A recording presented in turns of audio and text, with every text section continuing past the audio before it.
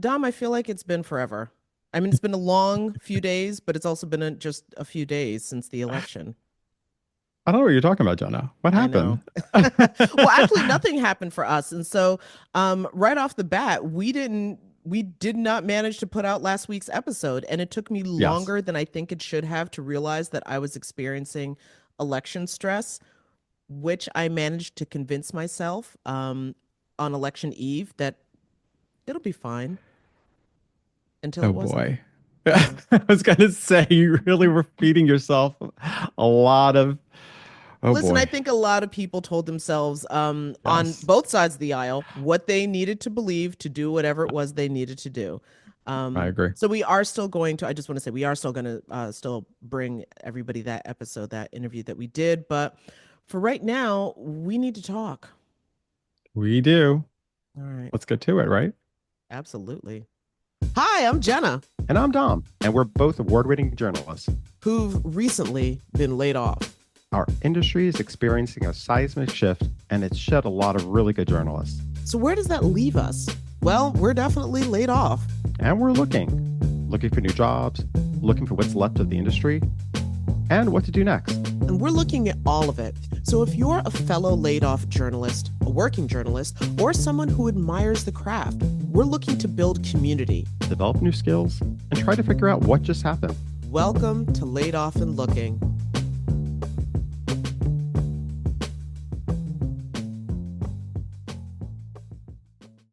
All right, so Dom, since we need to talk, we decided to reach out to a friend of ours, I guess friend of the show, friend of ours, New York Times best-selling author and renowned political journalist, Ellis Henican. Ellis, it's great to have you on the show. Hey, Yes. great to be here. It's hard to separate your friends from the show's I friends, from know. just people you've known for a long time. Anyway, I think we're all in the category of lucky to be standing. Anyway, it's good to see you guys. Quite literally, quite literally. And so I guess yeah, starting from the big thing, I guess, is that if we're doing this podcast and we're talking about how the media works, how it doesn't work, etc., what was your take on how the press handled and covered this election that we just had? Well, boy, as someone who has plenty to say, as you know, over the years about the various imperfections of the media, you might be surprised how cheery I am today. Oh, I okay. don't believe that the media is to blame primarily. I don't believe that the entire world needs to be redefined. I do think there's some big structural issues that we have been dealing with and need to deal with in some smarter ways, maybe. It's an understatement. But we didn't cause this. Let me just be that clear right up front. We did not cause this. Cool. Well, what are some ways, Ellis, that you talk about that we could be better? Because I have some, I guess, some opinions about how the journalists have covered this election over the past like year and a half, and even before covering the Biden administration, how it sort of has, put forth this sort of sense that the media is biased towards, against Donald Trump. Well, thank goodness we have the gift of time in the podcast universe, right? Because these are big and frankly kind of long-winded answers, I'm afraid. You got to let it breathe. Um, so let's try it like this. I think we need to start out by talking about what's the purpose here? What's the role of the press? What can we reasonably expect of the media? Which is maybe why I wanted to start with we didn't do this. I Okay. don't think that fundamentally media coverage explains where the nation is today. I mean, it's one of many factors in the culture that we all play some role. But I don't think it's that crappy news coverage elected Donald Trump. I don't. I mean, I know there are people who want to argue that, but I don't buy that. So a lot of stuff has happened. Let me start like this. A lot of stuff has happened in the last few years that have dramatically changed how the media operates, what we can expect from it, what its place in the world has been. Most of it has been driven initially by technology, I think. I speak as a guy who spent all his early career in the newspaper business, which I love. I mean, I wish newspapers were just like they were 20 years ago. I mean, I could be writing columns at Newsday until the day I die, and But that world has changed, and mostly because of technology. Ink on paper, thrown on the doorstep, billed by the month. It's not how most people learn about what's going on in the world anymore. Hmm. And newspapers failed to adjust quickly enough to that, and consequently have a much more shrinking business. And so all of those platforms have gone to different places. And one of the other things that created at the same time was the opportunity, or maybe the danger, some of both, of folks who can spend all day long consuming media that they agree with and never once hear a discouraging word. I think that's been one of the biggest changes that's happened in the media. It has made us dumber as a nation. It has undermined some of the truths that we shared as Americans. It explains a lot of what's become of the media coverage of politics. And it's had a profound effect on the nation. It turns out that people like to hear things they agree with, and people don't like to hear things they don't agree with. Never before was it possible to live like that, but in the Hmm. past decade or two, you can spend all day long consuming media that you agree with all day. It convinces you that everybody, or at least every smart person, agrees with you. It never Hmm. taxes your brain. And I think any discussion about political coverage of this race, or even broader political topics has got to start with that reality. Does that make sense? No, I totally think that makes Yeah. sense. And there we are. I mean, so if you lean left, you can watch MSNBC, or listen to NPR, or find blogs that tell you that you're really smart to feel that way. And if you lean right, you can watch Fox, and listen to Joe Rogan and what's left of talk radio, and right wing blogs. And you know what? And you'll be convinced that any smart person agrees with you, and you'll feel kind of empowered. I mean, I know I was doing, TV hits today on right-wing TV, and boy, they're high-fiving each other. Everybody in the world agrees with them, apparently. Well, in all fairness, I mean, had the election gone the other way, there totally would have been high-fiving and like celebrations and fireworks and the whole nine. Yeah, no, it's definitely I think everybody has been able to construct their own personal echo chamber of what it is that they want to hear. And so that can give you, I guess, a skewed view or version of your neighbors, your Yeah, and community. no, and you're right. You're right, Jen. It's as true on the left as it is on the right. Most people obviously don't see it as much on their side as they see it on the other side. But I'm not but saying the but high fiving would have happened for the same reason over like, yeah, this policy's happening. Like it's very different, but the elation still would have been there yeah, on either side. and the belief that any smart person agrees with me, Yes. right? Or any sane person agrees with me. And it's hard to get away from. I mean, there are moments where I feel like that. But it was not previously possible prior to the digitalization and the, segmenting of the media. You couldn't do that. There wasn't enough. But now you can do that all day long. In fact, you almost have to work not to do that today, because we've divided into tribal camps so much, and people hang around with people like themselves because it's more comfortable. But also, Jen and I talked a few weeks ago about the Gallup poll that came out and just showed how much the public does not trust media. And that goes for both sides of the aisle pretty much. And they just don't trust in us. I guess, we've seen some stuff, pop up. I look at things of like the situation with Joe Biden when the issue when he dropped out, that the question about did the media ignore the question of him not being the best in his best state as a president during the years, and that did they ignore it? Same kind of question came up with Trump too, where people were they ignoring it? Did the media see certain things, sane washing, the Yes, fact that sane washing came up the a whole lot. issue of making sense of his long-winded speeches. I mean, where I guess does the media need to like look forward to and how they handle these big questions? Because as polarizing as Trump is, he's not going away. He's coming back. So how do they need to look forward to how they deal with Trump and also with other people who come, well, both sides of the aisle? Yeah, I mean, I deny the charge if it's that I knew that Joe Biden was a vegetable and I didn't tell anybody. I mean, I don't think I did that.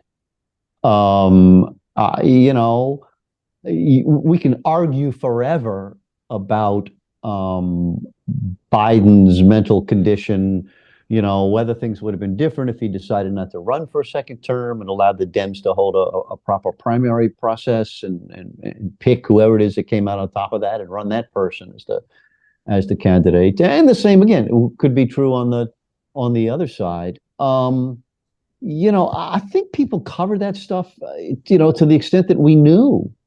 I mean, none of us really has truly intimate access to either of these candidates at this level. I mean, so much of it is filtered through control and carefully doling out who gets access. And I mean, But you know, political operatives have gotten very sophisticated about that. Yes. yeah, I was just going to say that I've had several conversations with people that have questioned, oh, well, why didn't, first of all, the media, I think we need to unpack what exactly, because that's a huge umbrella. But anyway, why wasn't this reported and why wasn't that said? And I'm just like, you do know that we need verifiable facts, right? Like, we can't just go to press with, like, girl, I heard in the streets. Like, you can't do that. But I wonder if more people are going to spaces and places where they can hear the rumor and then just run with that as fact. Because sometimes when the rumor is then verified later on, then it makes it look like in the eyes of some consumers that the news media journalists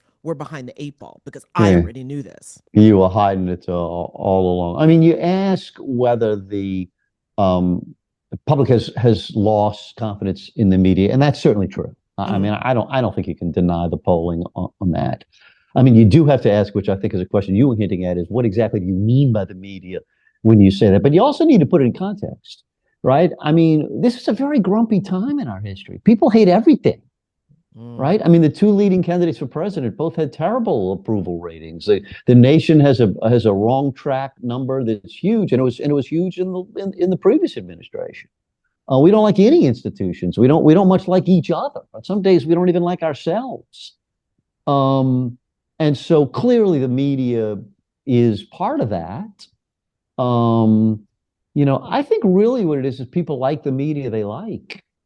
All those Rogan listeners think he's pretty smart, No, they right? think he's a genius. Mhm. The same way Right? I think that what would it be the the Venn diagram of people who think Rogan's really smart and who think Elon Musk is really smart. I'm thinking is probably just one big circle. There could be some overlap there. But I bet you if you did polling, you could find, the fans of Pod Save America, or I mean, you pick whoever you like. Um, we like again, we get back to that, what I think is a psychological truth, which is we like hearing things we agree with, and we don't like hearing things we don't agree with. I mean, just look at the cable channels today, right? Never a discouraging word is heard on any of them, right? I mean, very, very few lefty voices, a role I once played on Fox. Very little of that on the air today. And on MSNBC, I mean, I don't hear any right-wing voices on MSNBC. And I think the bosses there in both those places recognize that that's what their audience wants to hear. Why give them something that makes them turn it off? Again, I think it makes us dumber as a people. It makes us worse as a country. But I think it's where we are in the media landscape right now.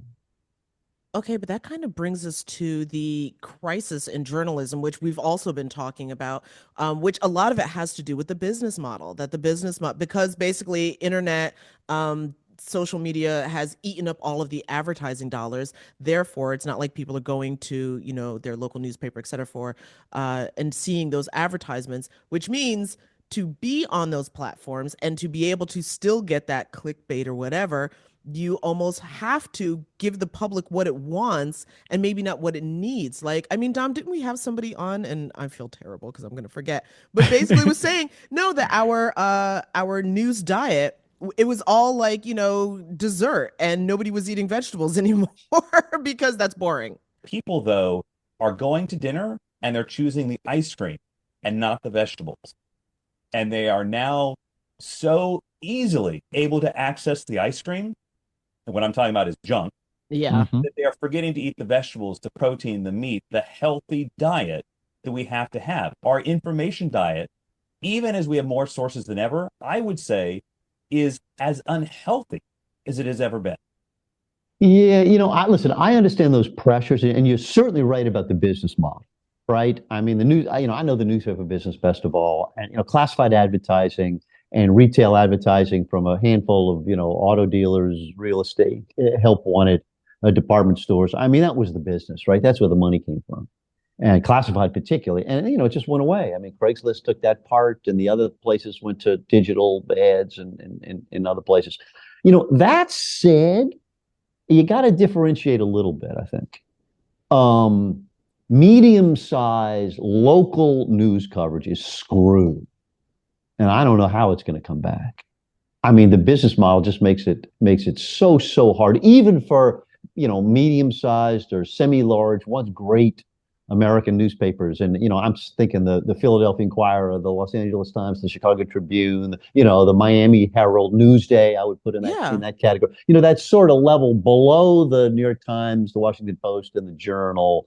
Pretty much the next tier, which is great. I mean, those companies, they all still exist. But I mean, they don't have remotely have the resources that they once had But to those are do the the kind of really work. big ones, because something else a graphic that I thought was amazing, which was it was a map of the country with the states and how they went, and then overlaid was a map of news deserts, because Interesting. a lot of communities, I mean, when you were talking about people not being in an echo chamber, whatever, we were also learning through the podcast that people do trust their local news, and you hear more about your neighbors who you Yeah. might like, are problem solving or doing something. But anyway, people seem to be less polarized when they're engaging with their local news and actually trust their local news. But somehow everybody's head has turned towards the national, which of course is a spectacle and is treated like a sport at this point.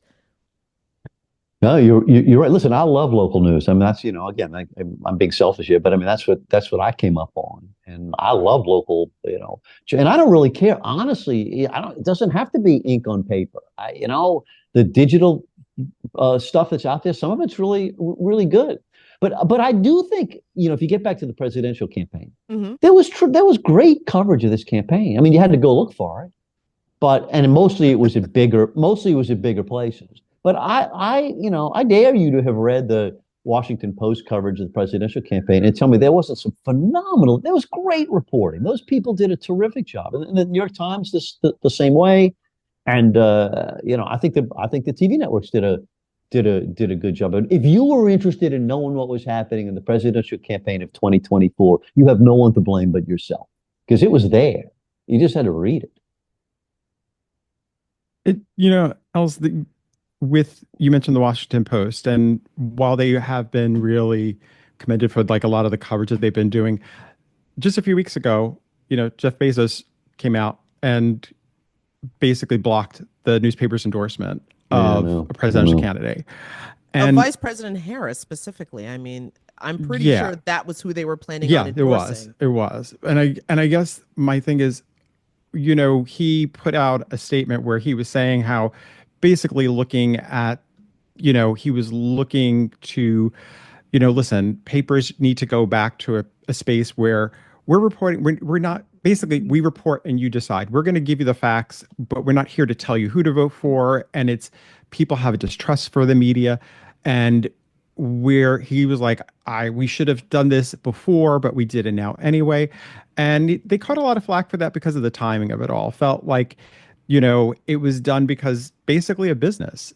People were saying like, it looks like, you're trying to protect the fact that maybe you think Donald Trump's going to win and you don't want to go against him by supporting, you know, Kamala Harris, and therefore you're trying to protect your business. So I guess the question is, like, what responsibility does the media have? Like, we understand endorsements for the most part, people looking to correlate endorsements of a newspaper to a candidate, winning is not really there. We don't know what's there, but isn't there sort of like, I don't know. To me, there was something that felt icky about that. So about a Mm-hmm. number of, like, I think they said it was three quarters. It was the Neiman Lab that said three quarters of the papers of newspapers did not endorse a candidate. And it just feels kind of like a lot of people are scared about what if Donald Trump wins and we do not want to be on the receiving end of him being pissed at us. Yeah, so the revenge tour. You don't want to have your Yeah. name high on the list for the No. revenge tour. I know. I get it. I hated the decision. I mean, and the explanation for it didn't add up to the result. You know, the fact that back in the '70s, at some point, they didn't used to. I mean, Yeah. none of that stuff explains any of this. It's hard not to have the suspicion that you're hinting at, Dom. I know that Bezos's other business enterprises, he felt like he needed to protect them from the wrath of the guy who might become president, and indeed now is going to be the president. That it was a larger business decision. Mhm. And I'm very sympathetic to that view. I think that's most likely what happened. It's hard to get inside anybody's heart in that way, but it certainly looks that way to me. So around the country, there are examples, and the Washington Post is the most prominent, but not the only, of billionaires buying newspapers, right? These papers that were owned by big chains or by hedge funds, and some billionaires have come in. The LA Times is another example. And by and large, it's been a good thing. I mean, I don't love it, because you have the problems like you described, where these people come with other business concerns that then spill into the pages of the newspaper. By and large, they've been, beneficial owners. But boy, this is an example of where they want. The thing I didn't like the campaign to cancel your subscription. I mean, I understand people being pissed off, but go cancel your Amazon Prime subscription if you want. And apparently, a couple of 100,000 people yanked their Washington Post subscriptions, and that's a bad thing for all of us. It's bad for the Post. It's bad for the talented journalists. They're doing great work there. It doesn't hurt Bezos. Yeah, I think a lot of Please people don't are do just that. Don't do not that. making his money here. Yeah, don't do that. Don't do that. I hope people who did it are now thinking better, because, and again, the truth is, there's a ton of great coverage in that paper, and I want them to have more money, not less money. I mean, listen, that makes perfect sense to me. I will say, when it comes to endorsements, though, it was, I don't know, maybe 24 hours later that Bezos did tweet his congratulations. So Twitter reacted with like, "Oh, there's the endorsement." Yeah. Yeah. Also, by the way, one other piece before you get off it, because it's a great topic. Newspaper readers have understood for a long time the difference between opinion coverage and news coverage. Newspapers have maintained that, pretty well. Now, some creeps in, and you can criticize it from time to time, but the editorial page. I mean, I've worked on newspapers where the editorial page took positions I didn't like, and you say, "Hey, listen, that's the owner. That's not us. Go talk to the owner." I don't know. It didn't seem like that much of a problem to me that needed to be cured. Well, I mean, that I think makes perfect sense. Dom, what were you going to say? Yeah. No, I agree. I guess it just, you feel kind of like, again, what would bother me was just also how I prefer if people are truthful about what their decisions, what's behind their decisions. And I hate when people try to sort of gaslight you into thinking that no, it's not about that. It's not about it. Just and because you can actually make a good case to the reason behind the curtain. Just tell me the truth. And I think that goes back to why people then feel like they can't trust media. They feel like because in the end, you just sort of feel like, well, he's making the decisions that he wants anyway. So therefore, you're not really getting the truth. And I think that's, again, it goes back to having that relationship with your readers or the people who are following your news reports. It's like I know what you're saying about, I think it is a bummer that 250,000 people dropped their subscription, but I think there probably were a number of people who were really hurt by that, feeling like there was some kind of trust broken there, even if it wasn't the reporters. And I get it. You could hurt him in other ways financially, but I think he is signed on as the owner of the newspaper. So therefore, that's what people immediately go to. So I kind of get it. I think that hopefully they do sign back up, but it did hurt that relationship. Yeah. Yeah. Although, again, it's another example of people wanting to hear what they already agree with. True. I mean, it's like I want the owner of the newspaper that I read to share my political outlook. I don't know. I mean, I don't know if that's so healthy. I just, judge the coverage by whether the coverage is any good or not. Do you think it's always been that way though? I mean, is that something? Because I mean, I'm trying to really think to a time where I don't really know, to tell you the truth, if that was an expectation that people always expected to agree with the news that was coming at them, or is that something that has just evolved over time? Is this something that became worse or just became more focused on over the past like 10 years?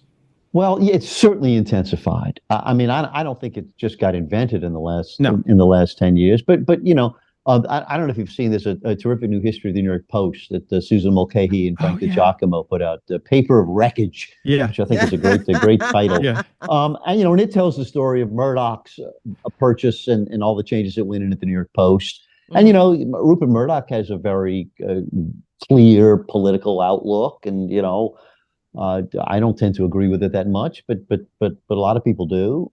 And he produced a product that some people liked and some people didn't like, and that's like goes back to the really the 70s and 80s, I guess. So I don't know. It's probably there's always probably been some version of it, but man, we sure are tribal today. And as I said at the start, the technology enables us to live in these bubbles more comfortably than we once did, and I hate that. Well, speaking of being tribal, leading to my next question, no, because, and first of all, want to again be clear, there's, reporting, there's analysis news, and there's opinion news. And so now, of course, immediately what happens after an election is, start doing the postmortems, also getting the exit poll questions to voters, etc. And in both cases, I have seen very few instances, maybe one or two, where people have kind of touched on it as like a side thing, but didn't really address what role, if any, gender and race played in this campaign. And for me, as a Black woman, although if you're watching this on YouTube, you already know that. Anyway, but to completely just sort of ignore those two factors as if they're non-issues in a campaign feels incredibly disingenuous to me. And I wonder if and maybe it's just a question of, the journalists who are still working and who's out there thinking even to ask the questions, or who's giving these assignments and being like making sure you touch on this question. But just leaving that out feels very, very weird to me, because here we had like what would have been a historic election, and now when it didn't happen, we don't even talk about the two things that would have made it historical. Yeah, it's a great set of questions. Let's try to unpack them. First of all, you're not going to find the answers in polls. Nobody is ever going to tell a pollster in the 21st century that the reason they didn't vote for a candidate was gender, race. People just won't say that. Yeah. No matter they could be, the most racist, sexist, misogynist person you've ever met, and they're not going to tell that to a pollster, right? So I don't think you're going to find the answer in exit polls. That said, I mean, I believe, and there's some of this is susceptible to reporting, I guess, that it plays a big role. I mean, that we've now had two campaigns, particularly the woman thing. I think, we've had twice. two. Yeah, it's happened. It's 0-2 so far. That doesn't. I guess that doesn't 0-2 prove it. for America. Doesn't prove it, but it's something. It ain't nothing. And it's the role that plays. Now, it's gotten really complicated because one of the political achievements of the third Trump campaign was that he began to break the Democrats' grip on African American voters, especially on Latino voters, and particularly males in both categories. And that's big. I mean, I don't know if it's just a Trump thing, if that's something that's going to dribble out to other Republican candidates, but it never happened before, or at least not for many, many, many years. It did happen this time, at least to some extent. And man, that's a really important question that I don't think we know the answer to yet.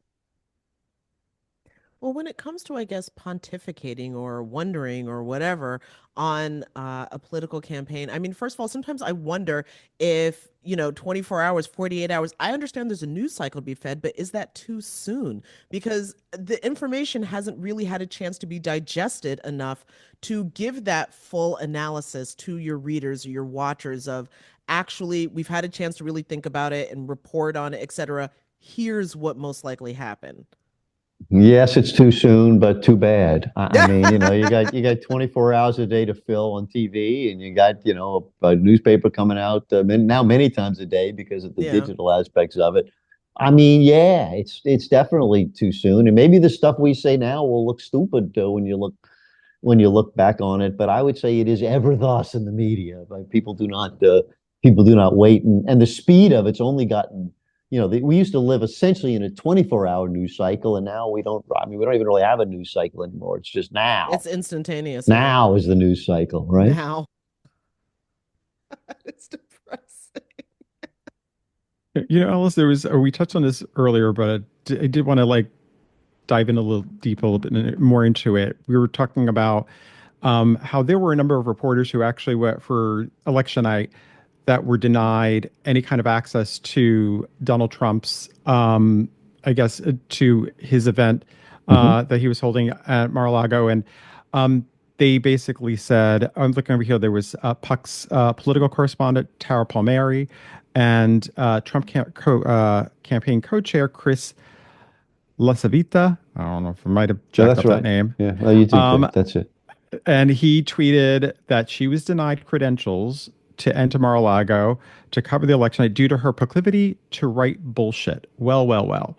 And I guess it's like it gets you thinking about, and she wasn't the only one. There were a number of other reporters who were denied because of pieces that they had written about Trump. And I guess the question is, how are journalists going to sort of navigate this? Because it's obviously, he's also gone on the record of wanting, talking about mentioning things about investigating some reporters for treason, losing Jailing licenses. people. Uh, exactly. You know what I mean? Like there seems to be the media has become a really favorite target for the administration, for Trump and for the administration. And so how do they go about navigating this? It's a real question. You got to separate the trivial from the real, I think. If you don't get invited to the victory party, you wear that as a badge of courage. You say, my stories must have been so good they can't stand to have me there. Right. And, somebody else will be there. And that's amateur hour for a political campaign or an operative in a political campaign to say, nah, you're not going to come because you wrote a mean story. I mean, that is not how self-confident people behave. That's how twits behave. But that doesn't really matter because who cares what happened at the event at Mar-a-Lago. Now, if you're trying to block people from information that they have a right to, Trump has made all kind of threats. You're right, including some, that are right up against the edge of violence. Saying it would be fine if people shot through the media, or saying I want to revoke the license of NBC or CBS. CBS because I didn't like the way. That's exactly right. Because I didn't like the way they edited a segment in 60 Minutes. I mean, now I think that's probably an idle threat, but I guess I don't really know. I mean, it's the kind of thing they could try, and that would be outrageous, and we would have to fight that, with every fiber of our being. Politicians don't get to decide who covers them. Government officials don't use content to decide who gets a license to operate on the public airwaves. I mean, that stuff is, that's dictator stuff. Well, I And mean, if in all they try fairness, to day do that, we got to one. fight it. What? I said, in all fairness, day one. That's what he said. That's, so I mean, it's very difficult at this early point. You're talking about the early blush of history, Jenna, to know which of the things they're going to try, which were just idle talk, which they will succeed at, which they will fail at. I would point out, and this is a little bullet point I've been using, the three biggest things that Donald Trump said he was going to do as president in 2016, he did not do. He tried and failed in all three cases, right? To build a wall and make Mexico pay for it, uh, uh, eliminate and replace Obamacare and reverse the federal deficit. He made no progress on any of those things. They were total and complete failures, and they were the three main things he ran on. So, let's see. Oh, Let's see. totally. Let's see. I will say though that this time around, let's see. One, he's before he had no experience in government. This time, I Yep, can't even true. believe he's saying that. True. He's had one job in government as president. That's one. Two is that a lot of the people who were acting as guardrails, Yep. at least as Yep. we know right now, are not in the inner circle. Now, I've Very been true. hearing reporting that there is a movement among, I guess, maybe some sort of like closeted log cabin, not log cabin. Oh my God, that's a terrible way to put it. Closeted log cabin Republicans. That came out wrong. Um, Lincoln, no, what was the Lincoln Project, right? Lincoln Lincoln Project. Okay, there we Project. go. Lincoln Project. So closeted Lincoln Project Republicans, because these would be people who weren't open about their anti-Trump views, which would of course keep them barred, had them, but just didn't make a big deal about them. And that for them to try to get hired into this administration to try to provide some guardrails, because what at least I have seen is that the sycophants tend to lean a little bit more like they're internet trolls, for lack of a better description. Like it's not about government, it's not about public service, it's just about dunking on the libs, like doing whatever it is that I want. So if you staff a government, like a cabinet, with those individuals, then are the guardrails really there? And then you add on the fact that with some hindsight, there's a better understanding. If we want to do crazy stuff before the midterms, we got to do it all now. Oh, you're completely right about that. I mean, I think maybe the answer is we don't know how far it's going to go, Exactly. but it's going to go in that direction. I mean, clearly, it's not going to be General Kelly. Isn't going to be the chief of staff next time. Mm-mm. It's going to be, somebody who's not saying no very often. If at all. And that seems to be one of the lessons they learned from the first time is you can put yes people in here who will do what you want. And you're right. You're right. I mean, it's alarming, I would say. But, it kind of goes to this whole thing of how the media represents the Trump administration moving forward. Because a lot of times it's about, are there, do they have enough? There was this really good piece by Brian Stelter on CNN where, he asked this question, like, are there enough, like, people who can represent the administration? And then what does that necessarily mean? Because sometimes, as we've seen, some of those commentators are truly come out with extremist sayings that are problematic. Trolls. There was one that just got banned Yep. from CNN for being out of pocket. And I'm certain for him in his world, that was a badge of honor.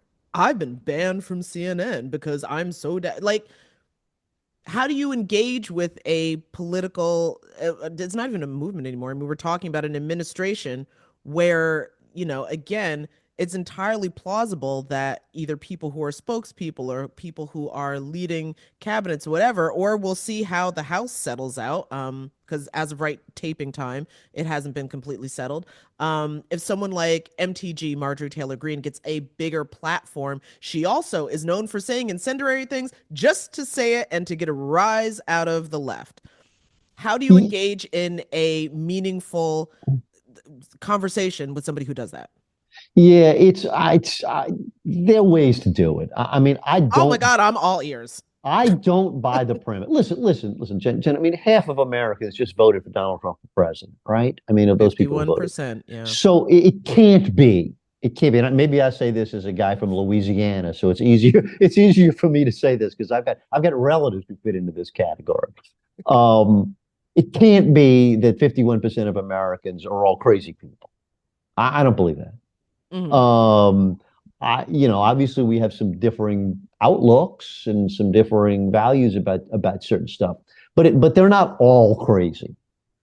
There are people in that whatever million strong that you can have an intelligent conversation with, and they may disagree with you, but I mean, I wish both sides were more open to that. When I go do my right-wing TV stuff, I go on with people, and I certainly get social media responses from viewers like this Mm-hmm. that people just can't tolerate the fact that I breathe air. Oh my You God. know, that someone would have those horrible views that I express. I think I'm expressing them pretty intelligently. Well, I Um, totally agree that we should be having conversations with people of differentiating political opinions and life experiences and points of view. I absolutely agree with that. But how to where are we have, going to find them? Where are yeah, we going to there you find them? go. Is How that do the you do, question? yes, Yeah, maybe we honestly, listen, I sympathize with you because, you should see some of the folks I get paired with sometimes.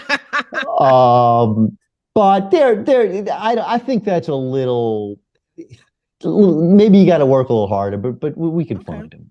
I think we can, I do not believe that, whatever it is, half of 300 and something million people are all idiots or all crazy people.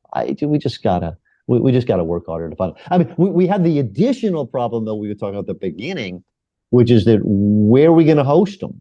Is MSNBC going to put them on the air?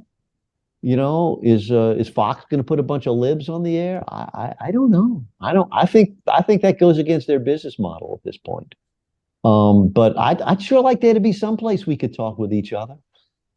I think it's necessary. Well, and also talk to each other constructively, because I feel like so often a lot of these formats are all about, who gets, saying, topping what the other person is saying, being Yeah. truly just combat. I think, listen, I've come from the cable world, and it, you always loved when you had this energy of people yelling at one another, but then you kind of just lose where the middle ground is. People are so extreme that you forget most people really, from many issues, when you talk to them, you're trying to find that middle ground. And I think a lot of people, you're not going in with a conversation. You're just going in there with, I'm right, you're wrong, and that's it. So Yeah. how does that serve the public if that's what you're giving them? That is a tough one. You're absolutely right. The media conversation reflects the national conversation, right? I Mm. mean, people in a diner are no better at it than people on CNN are. And so I do think it is a broader cultural reality. If you want optimism, here's the optimistic thing, is that when you talk to people across all those lines, and you just talk to them, they're great. Right? I mean, I had my liberal friends in New York tell me, oh, they ran into somebody and they were a Trumper, but damn, the person was like really nice. He helped me, lent me some jumper cables when my battery ran out. I mean, there is still an awful lot of, human connection out there when you get outside of the realm of partisan politics. And so maybe the answer in those conversations is to try to start with the other stuff. We do share a lot of values. I mean, people care about their families. They want people to have opportunities and to have good, happy lives and good careers and safe communities. And, I mean, when you get past the sloganeering, there is still a lot of stuff that, that people do, I think, have a lot of shared perspective on if we can shut up and listen to each other long enough. I do think that we do, but I will say that at least from what I can tell, a shocking number of people subscribe to, I guess, um, a dessert-based sort of economy or something, or in terms of a dessert-based value system. And by dessert-based, I mean pie. If you get a slice of pie from a Mhm. pie that I consider that it's all mine, well, now I have less pie, and I don't want you to have that pie. I mean, literally, it seems Well, also there's an element of that in there because there's a whole lot of like, no, this is mine, so stay away. so let's stick with your analogy, and The pie. We all like pie. let's make the pie a pumpkin pie. Okay. Okay. Let's talk about Thanksgiving. Oh boy. Okay. All across America, we're speaking right now, people will Yep. soon be gathering at Thanksgiving tables Thoughts with and relatives. Now, prayers to my white friends. am I already giving you shivers? And they're going to be some extended families out there. I know you got some cousins and stuff, right? Yeah. And they don't all share the same political outlook. They probably didn't all vote the same way.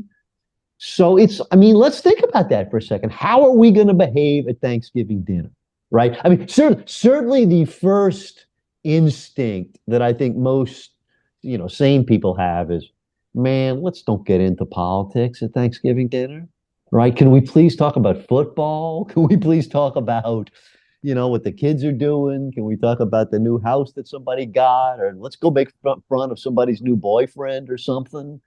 I mean, anything but politics.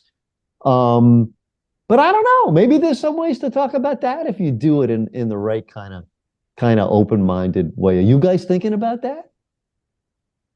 Well, I mean, it hasn't I mean, listen, from my lived experience, and it's a combination of not just being an African American, but also growing up in a college town that, yeah, well, like everybody, sure, there's enough pie for everybody. There's as long as we all get a slice, it's good. We can slice it even a little bit thinner, and then we got some other desserts so you can still fill up on sweets if you want. Like that's been my lived experience. I am not really familiar with the world where just like I am eating the entire pie and I don't want you to have any. But I will say that a lot of behavior that I've seen, especially in the voting booth, seems to communicate that. I don't I know. don't know. Dom, what you got? I think, listen, I have people I know who have a certain, we don't agree on the issues, but at the same point, I think those who I'm really close to, which is there aren't that many who I'm really that if I don't agree with them, I honestly just don't talk about it because the little I have talked about, I've seen that there's no changing of opinion, and that's tough for me because there are just I have certain boundaries, I have certain issues that are just non-discussion points for me, and it's like, and if people just disagree with me on it, it's like, okay, I just never noticed it to be like as what I see right now over the past 10 years. You know what I mean? Hmm. Going back to like Hmm. 2015, 2016, that's when it all started. And it became kind of like all or nothing. And it's difficult sometimes because obviously they hear mine. I'm trying to explain myself of where my opinion is. And they're just like, yeah, but you don't, that's not true. And it's sort of like, honestly, it even goes to what we're talking about in terms of journalism about how people, what is, people believing misinformation, disinformation, you know what I mean? Like people believing things that they just want to believe because of the fact that it suits their candidate. I know for me, listen, I've worked for conservative and I've worked for what some might call liberal media. And I have, I know who I am. And it's like, it was interesting working for a conservative place that I didn't always agree with the political perspective, but I knew at that time I was able to do a job and do a journalist job of being able I to love present the it. facts. I love it. That's That to me great is important. I mean, and that's how I rare. met you, though, because it's like, because that to me is so important that you could work for people that you don't necessarily agree with and having those conversations. But there definitely has to be respect. And I always felt like I was respected in those instances. And when I felt like it wasn't, then it's like, okay, then I'm okay to like move on or not have that conversation or just not deal with those people because I do think it has to be. But that's always been important. Maybe because I come from an Italian family that kind of grew up a little bit on the conservative side, but at the same point, I think more fiscally in terms of that stuff. But Hmm. in terms of myself, it's like I probably associate more with a liberal stance. And therefore, it just, for me, I've learned to kind of navigate both worlds and be like, okay, I could hear you. But again, it's long as it's respectful. And I think that's what I've noticed with certain, the current climate, it feels very different that you don't have that. Yeah. No, I think that's exactly right. And you know what? In those life lessons, maybe there's some media lessons too. Mm-hmm. Right. Which, first of all, you're right. It's very difficult to change anybody's mind on the kind of culturally driven political questions of today. Jenna, there is no argument that somebody could make that would make you love Donald Trump, right? I mean, let's be honest, it's not. They could give you every fact, every statistic, every, iron argument. That's not going to happen. No, Um, I don't see how that's even because it plausible. flows out of values and culture and Yeah. experience I mean it's not susceptible to argument really. Hmm. Hmm. And the same is true in the other direction with with your most MAGA neighbor or colleague or a friend, whatever. But that said, there's still a bunch of room, and here's what I think the room is. First of all, follow Dom's example of wherever you are in the media, do a great job. Write great stories, hold yourself to high standards, let the work speak for itself. Don't feel like you're there carrying somebody's political agenda, saying, listen, I'm going to write great stuff, or I'm going to pull together great segments that are going to be compelling television or wonderful column. And you know what? People will react to them as they do. It's all I can do is produce great work, and I can't be held responsible for the way everybody reacts to it. I mean, I think that's one model. Another model is to find those things that we can get people to agree on. And there are a lot of things that cut against across partisan political lines. I mentioned a couple earlier, about our communities being good and people having opportunities and people being safe in their lives and respected for the personal choices they make. Most people agree with that kind of stuff. You got to be pretty much of a nut not to feel like, hey, listen, people make lifestyle choices and they have a right to make their own damn choices, and we ought to leave them alone about it. I mean, that's probably an 80% agreement issue these days. And that people of a variety of genders and races all deserve equal opportunity. I mean, you can get most people to sign on to that kind of stuff today, even if they're not 100% consistent about it. So as we do our media work, I think those are at least a couple of places to focus, even if the hour seems dark and the world seems divided and the mission seems hopeless. I mean, that's stuff you can actually do that I think is good. I think is good. And this is where I'll end my sermon. You do have to remember that none of this stuff is forever, right? 4 years ago, Donald Trump was left for dead after 9/11, right? Democrats all hated him. Most sane Republicans say this guy's got no future. They were denouncing him. His own current soon-to-be vice president was saying he was not worthy of any public office again. And you know what? I'm not saying the change was good, but man, it was dramatic. So whatever we thinking today is probably going to be really different in a little while. Well, I will agree definitely because as I was reminding one of my students, as of again our taping time, it's been like 48 hours.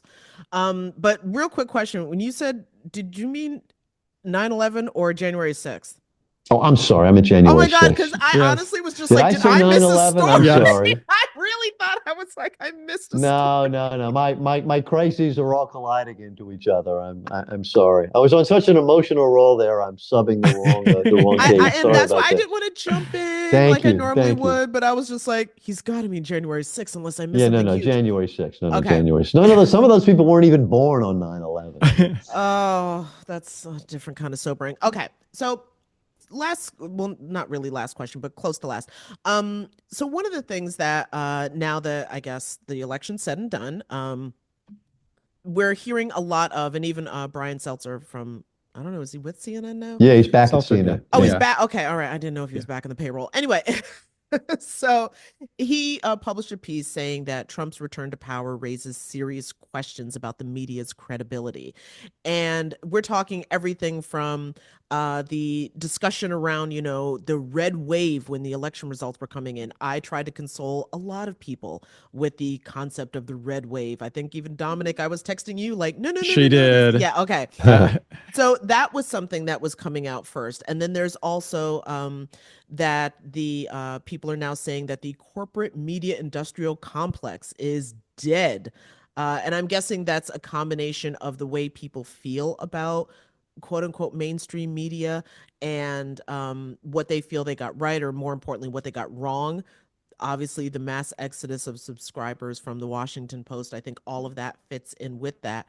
But yeah, I guess like basically the big thing, and I think there's a quote from Matt Walsh of the Daily Wire, who was on Twitter, because everybody's on Twitter. I'm still calling it Twitter. Anyway, uh, he was saying that the ability of the corporate media, for lack of a better description, but the ability of them to set the narrative has been destroyed. Donald Trump basically declared war on the media in 2016, and tonight he vanquished them completely. They will never be relevant again. Is that an emotional response, or does he have a point?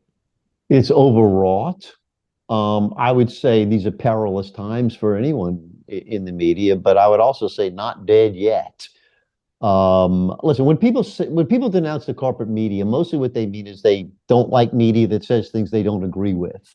Mm-hmm. And I don't think it matters who owns it, whether it's big or little. People don't like things they don't agree with, and today they're able to, to live in that bubble. So I don't know. I mean, they'll still be we still need to know what's going on in the world. People will find ways to deliver it to us. Hopefully some of us will find a way to continue to make a living doing that.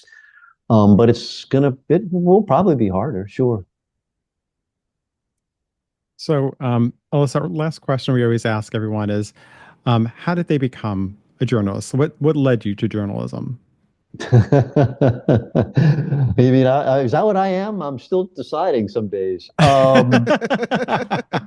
mean, I'm questioning my life choices. Right. It. What the hell was I thinking? But it's been a while. Yes. Here's the truth. I mean, let me give you the truthful answer. So I grew up in a big, loud family in New Orleans, of lawyers, political people, drinkers, storytellers, sitting around the kitchen table on Jefferson Avenue. We told stories. That's what we did. Right. And you got points if the story was funny, which was good if the story was true, but a little exaggeration was permitted here and there.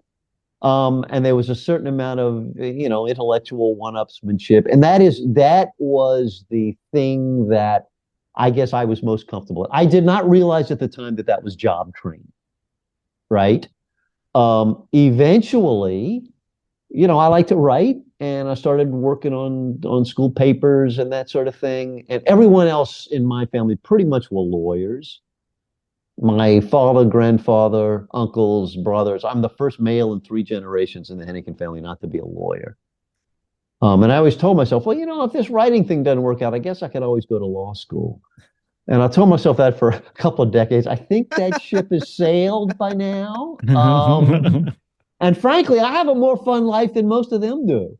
I mean, I've gotten to do great stuff. I've been all over the place. I've met all kinds of people. Cool people. I get to hang out with you guys. You didn't have some boring lawyer on here today, did you? And so that's really, there was no bright light moment that I said, this is what I want to do. I started doing it. I like doing it. I came up to New York to go to graduate journalism school. And that was kind of a moment, where I was making sort of a commitment. And I started working on little papers, and then got to big papers, and then realized talking was easier than writing. And, now I do it all. So my career plan these days is just keep saying yes, and hope I can keep it going for a good long while, since I have absolutely no other marketable skills at this point. Does that answer your question? No, that's a sobering reality. That's where it is in my head. I don't know. Just keep saying yes. And I think that's excellent advice for any new and upcoming journalists. Yeah, say yes, man. Don't be too picky. Just start doing it. And it is really, seriously. I mean, it's been a tough, and you guys have been in the middle of this stuff, obviously. In some ways it sucks as a career, but it's also been really great. I mean, I feel very fortunate, and the waters are a little perilous right now, but I think there's still room for smart, talented people in it. And there's a lot of redefinition, a reinvention. I feel like I reinvent myself every 2 or 3 weeks. But I don't know. I feel very grateful for it. Awesome. Well, Ellis, I mean, listen, it's always a pleasure to have be able to talk to you. I love hanging out with you guys. You all are my favorites. No. Seriously, I'll conspire with you in any medium, wherever it is you go. I'm too old to work naked, but pretty much anything other than that, I'll do with you. Okay, so no OnlyFans. So I don't know if I can, I don't know what you're scheming on, but I'm not doing any porn. But anything other than that, we're not there yet, but we'll see what happens with the economy and the new tariffs. So. Anything other than that, I'm up for. It's really great. Always great to see you guys. I really appreciate you having me, particularly at this very dicey moment. Absolutely. Thank you, Same here, Ellis. Ellis. All right. See y'all later. Catch you later. Bye-bye. Laid Off and Looking is an independent podcast conceived of and created by Jenna Flanagan and Dominic Camia. Music provided by Jay Cowett, research by Lori Ruthenbucker. Reach out to us anytime at laidofandlookingpod@gmail.com. New episodes drop every Friday at noon.